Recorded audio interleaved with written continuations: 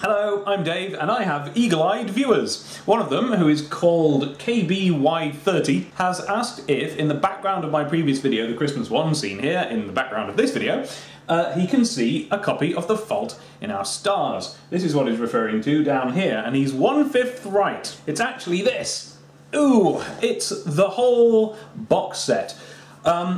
So, yeah, what can I say about John Green that you don't already know? If you subscribe to me and you don't subscribe to the Vlogbrothers, it's probably time you did. If you subscribe to anyone on YouTube, you should probably have the Vlogbrothers in your subscription list as well. They're like a basic food group of YouTube. They're one of your 5 a day. I've only read one of John Green's books, and that is The Fault in Our Stars, the latest one. Now, I said earlier I had eagle-eyed viewers. Are you one of them? Have you spotted it? Yes, look, it's still in the box set. That's because this is the copy that my friend lent me ages ago, and I ultra owe it him back. Look, spine kept in perfect condition. See, I'm a good book borrower. When me and my girlfriend read this book, we didn't realise who John Green was. We'd seen a few episodes of Crash Course, and we'd seen him about because of YouTube. But I don't think as I set out to read it that I realised, which of the people I was aware of on the internet he was. Same as when I read Little Brother, and I wasn't quite sure which one Cory Doctorow was. But having read it, I immediately went and sought them out, because this is one of those books that makes you feel a little bit silly about how you thought of books before. I've done English literature education and so on, and I know what books,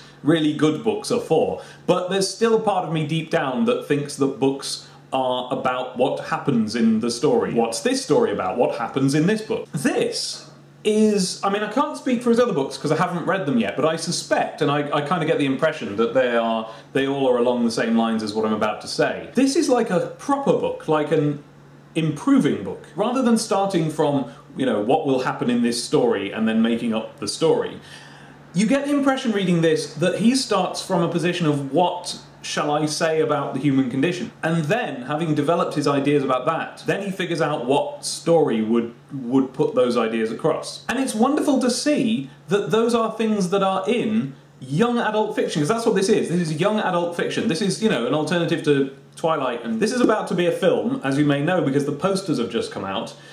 Which means it won't be long till the film is out. So if you want to get on the ground floor on something that's very, very internety and YouTubey and is about to be everybody elsey, if you want to get there first, read this book. And this is weird, I've got myself in the background, hang on. Okay, that's better, that's John Green.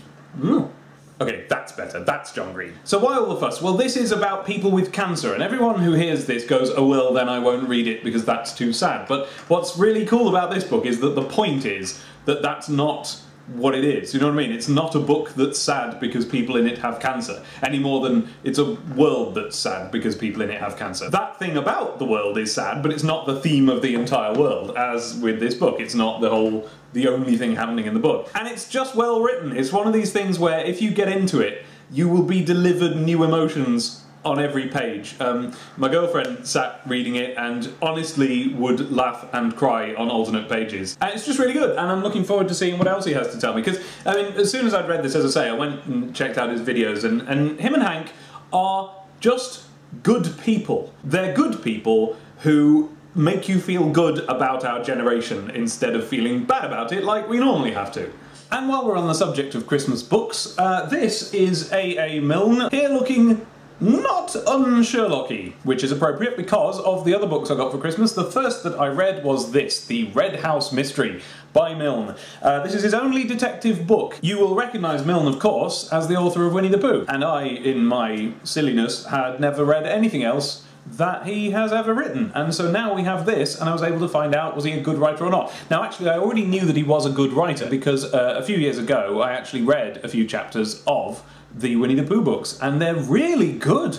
You think of them as just like, oh, that, Winnie the Pooh's in it and Piglet and Tigger, but have a look at the actual writing, the actual construction of the words and the way that it's written is very good. There's a blurb on the back of this book that says, "The Red House Mystery is a lost gem from a time before Tigger." Now, given that Tigger doesn't appear until the second Winnie the Pooh book that was written a while after the first one, I don't know in what context to take that quote. Was it written in between the books, or was it written before all of them? I could have just looked it up on Wikipedia, but you're a YouTube commenter. You know you want to be the first one to say the clever thing. Go on. Go on. This is a lovely little detective book. It won't take you long to read it, and it's all, by Jove, what? There's not much point really telling you what the story is, because it's what you're imagining. There's a house, people go to it, there's a murder, and they have to figure out who did the murder. But the interesting point is that there isn't a detective. Nobody calls Sherlock Holmes in. Instead, one of the guests just kind of takes it upon himself to be Sherlock Holmes. He actually appoints a Watson, and they talk to each other as Holmes and Watson, and they solve the mystery, and it's nice, it's interesting. And there we are. I got some other books for Christmas, but I haven't read them yet, so perhaps we'll reconvene at a later time and I'll tell you about them then. Perhaps not, probably not. Oh, and by the way, I want you to be very proud of me for having read through a book and a half since Christmas, which has only been about 2 weeks, and I also got for Christmas Link Between Worlds, so it's very difficult to get any reading done at all. It's great. I'll tell you about it. Oh.